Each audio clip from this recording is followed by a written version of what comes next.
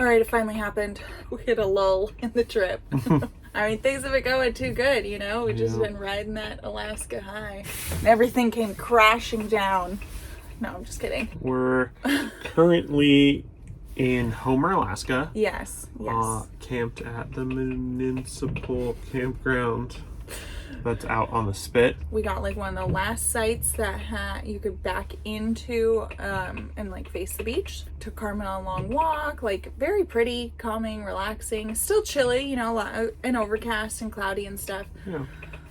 Last night, this storm came through, and the rain really wasn't that bad, but it was so windy, like so windy that I don't think anyone here like got an ounce of sleep. Yeah, the wind was just so annoying, and we only have 2 of our jacks down, so we're swaying on the suspension a little bit. And we have the slide topper, and see, this is exactly why I didn't want to slide toppers in the fifth wheel, because I know it's rare, but like the occasions you get those winds that just like flap those slide toppers, you're not gonna sleep. Like I don't know how anyone sleeps with slide toppers in the wind. Ours is definitely super loose, so I want to try we need to tighten it up and seeing if that makes it a little bit better, or if it'll just make a higher pitched flapping, like a shorter, you know, I don't know. Yeah, that'll be so much better. Yeah, we'll see.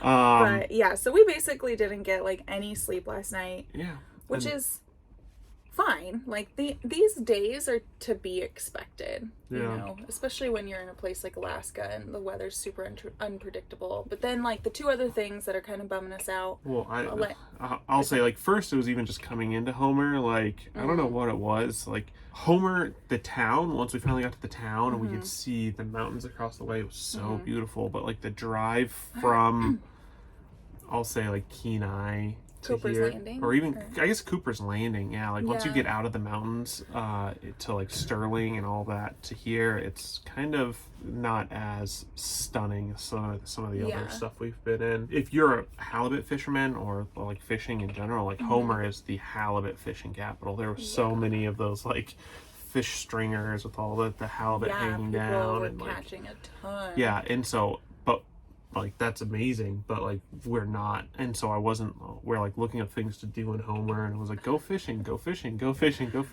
Yeah, but you know, we finally pulled over the hill and we saw Homer, and you could see the mountains across the way. Like and gorgeous. It's beautiful. It's absolutely beautiful here. So that kind of picked up our spirits. So it was like kind of like we went down on the drive, and then we're like, oh, it's so beautiful here, and we got this spot, and we're like, this is so nice. And then the next day, yesterday, we look and there's the ocean. Like the ocean is like yellow with like pine pollen, and we're like, oh, that's gross. Like what is that? And you look across at those beautiful mountains, and there's just clouds of yellow, which gigantic clouds. I don't know, we'll show the picture. I don't know if it's not going to do it justice. But it was like it's the whole mountain range was just right above it, like floating all this yellow. And so, of course, that was all blown this way. So literally, like last night, halfway through the night, I just like couldn't even breathe anymore. Like I just had to get up and like clear my nasal passages and like take my allergy medicine. I don't have bad allergies, and it's like really affecting me too. Yeah, and I do have bad allergies. Yeah.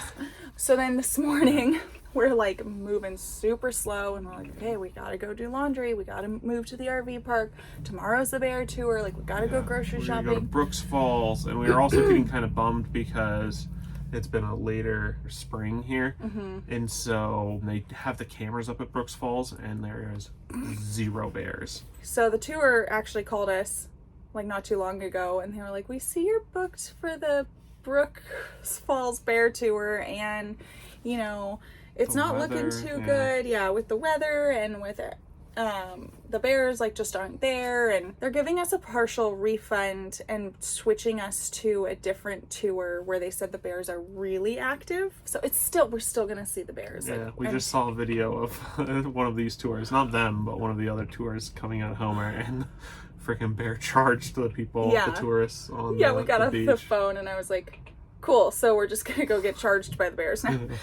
We're not, but anyway, we really wanted to take the seaplane. We really wanted to see like the traditional like Brooks Falls bears But hey, that's life. Like, that's traveling in an RV. That's when you can't time everything perfectly. You know, we knew it was already being risky because it's better. It's better in the later season. But like, we have a timeline. Like, we have to get back to California. So it's like, meh. We're fine, you know, like, it's good. Like, it doesn't sound that much. I feel like listing it out of like, oh, okay, you had a little wind, and oh no, your tour changed, and you got a refund. Like, it doesn't sound bad, but these are the things that can really, like, make or break a trip, or these are the things that can, like, put you in a bad mood, and then you start bickering with each other, and then, you know, these are the things that sit in the back of your head, you know. So I feel like if we didn't have that full-time experience, if we didn't have this knowledge of, like, knowing that trips, you know, go like this, and that things are unpredictable, and, like, you really have to go with the flow sometimes, that this might have been a little bit more discouraging. Yeah, so anyway, we're gonna make the best of it because it's all you can do, and yeah, we're gonna go check in. They have to weigh you before the flight, so we'll see how much we've overindulged already, but we're gonna go check in, get our weight in, and we've decided we were like, let's just push the laundry or push the grocery shopping, but we actually kind of want to just knock it out so then we can go get set up and go to bed really early tonight and be refreshed for the Bears tomorrow. Yeah.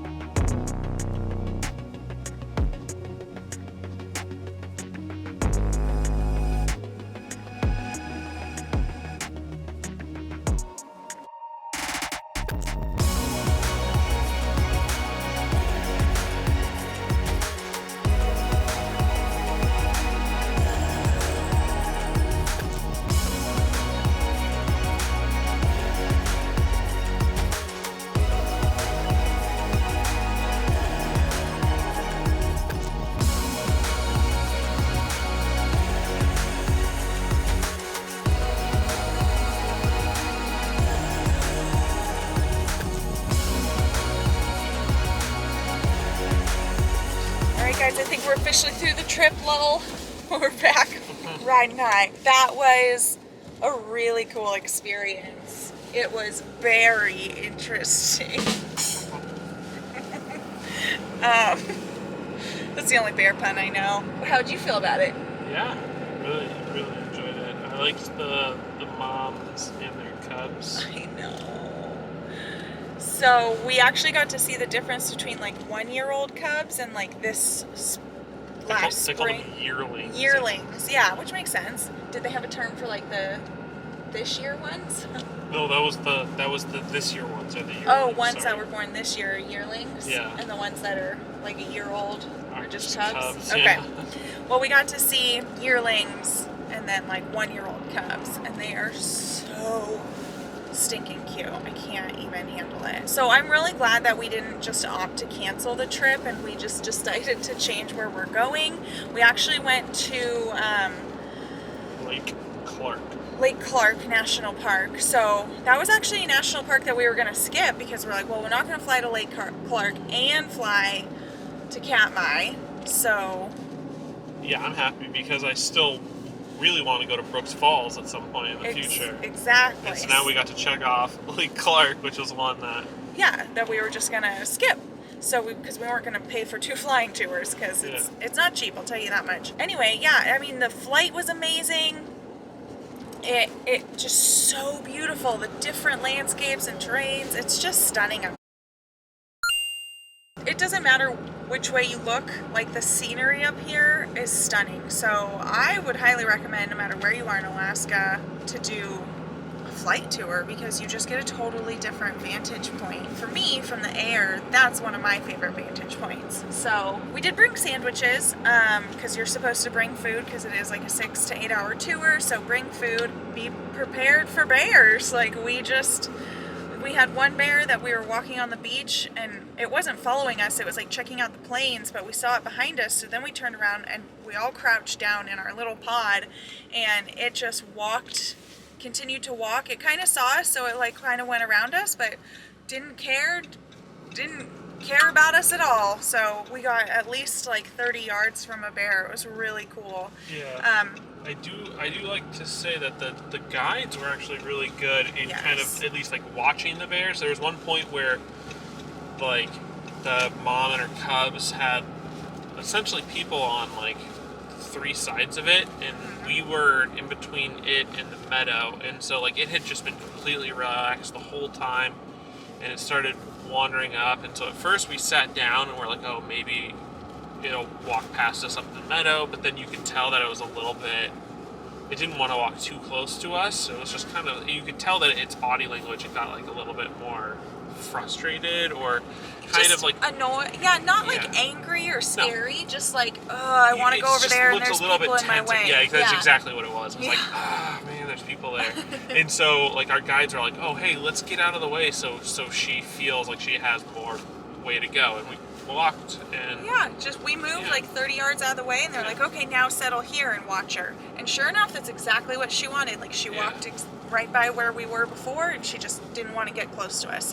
And then the one on the beach, like it was just ambling towards us, and we just sat down and it just walked like really close by us. And so they don't ever like go towards the bears unless they're like chilling, and most of the time we keep a very healthy distance. Right. They said if a bear approaches us, like we'll let it happen, but we never approach a bear. Right.